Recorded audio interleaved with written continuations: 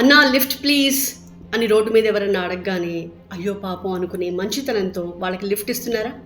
First and the foremost, lift ఇవ్వడానికి మంచితనానికి మానవత్వానికి సంబంధమే లేదు. రోడ్డు మీద అపరిచితులకు లిఫ్ట్ ఇవ్వడం వల్ల మీ పర్సనల్ సెక్యూరిటీ రిస్క్లో పడ్డమే కాదు, మీరు అనేక లీగల్ కాంప్లికేషన్స్ ఎదుర్కోవాల్సిన పరిస్థితి కూడా రావచ్చు. ముఖ్యంగా రాత్రి సమయాల్లో, హైవేల మీద, నిర్మానుష్యమైన ప్రదేశాల్లో లేదా మహిళలు ఒంటరిగా ప్రయాణం చేస్తున్నప్పుడు ఎవరైనా లిఫ్ట్ అడిగితే ఆపడం చాలా ప్రమాదకరం. మీ దృష్టిలో మిమ్మల్ని లిఫ్ట్ అడిగింది ఒక మామూలు మనిషి, కానీ వాళ్ళు ఏ దొంగో లేదా మెంబర్ ఆఫ్ ఎ క్రిమినల్ గ్యాంగో అవ్వచ్చు.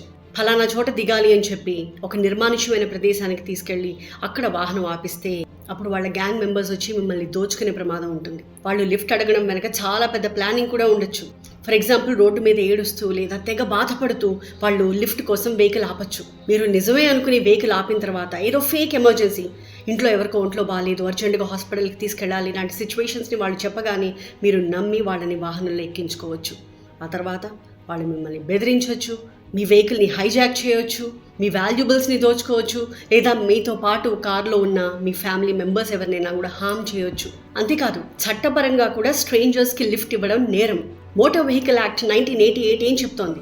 ప్రైవేట్ నాన్ ట్రాన్స్పోర్ట్ వెహికల్స్ వేటిని కూడా ప్యాసింజర్స్ని క్యారీ చేయడానికి వినియోగించకూడదు. అలా మీరు లిఫ్ట్ ఇచ్చినప్పుడు ఏ కారణంతోనైనా పోలీసులు ఆపి మీ వాహనాన్ని చెక్ చేస్తే సెక్షన్ 66 అండ్ 192A ప్రకారం అన్లైసెన్స్డ్ ట్యాక్సీ సర్వీస్ కింద మీకు హెవీ ఫైన్స్ వేయొచ్చు, వాహనాన్ని సీజ్ చేయొచ్చు.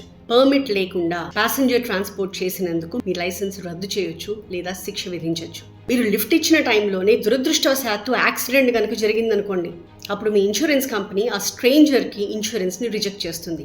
అప్పుడు అతని లయబిలిటీ కూడా మీదే అవుతుంది. అతని ట్రీట్మెంట్ ఖర్చు మొత్తం మీరే భరించుకోవాల్సి వస్తుంది. అందుకే పోలీసులు చెప్పేది స్ట్రేంజర్స్కి ఎప్పుడూ లిఫ్ట్ ఇవ్వద్దు అని. ఎవరైనా మీకు అనుమానాస్పదంగా అనిపిస్తే ఇమీడియట్గా 100కి లేదా 112కి కాల్ చేయండి. అయితే ఇక్కడ ఇంకొక విషయం, రోడ్డు మీద ఏమన్నా యాక్సిడెంట్ జరిగితే యాక్సిడెంట్ విక్టిమ్స్ని కానీ లేదా ఎమర్జెన్సీలో ఉన్న పేషెంట్స్ని కానీ మీరు డెఫినెట్గా హాస్పిటల్కి తరలించడానికి హెల్ప్ చేయవచ్చు. అలాంటి సందర్భాల్లో చట్టం మీకు పూర్తి రక్షణ కల్పిస్తుంది. ప్రోత్సాహకంగా మీకు 25,000 రూపాయల పారితోషికం కూడా ఇస్తారు. మీరు అనొచ్చు, అదేంటి నేను రోజు చాలా మందికి లిఫ్ట్ ఇస్తూ ఉంటాను కదా, ఇలా ఏం జరగవులే అని. ఇప్పటివరకు జరుగుండకపోవచ్చు, కానీ ఇలాంటి ఒక్క ఘటన చాలదు మీ లైఫ్ పూర్తిగా తలకిందులైపోవడానికి. So the bottom line is your safety always comes first. నలుగురికి సహాయం చేయడానికి చాలా మార్గాలున్నాయి. మిమ్మల్ని మీరు రిస్క్లో పడేసుకుంటూ సహాయం చేయడం తెలివైన పని కాదు. What do you say? Comment below.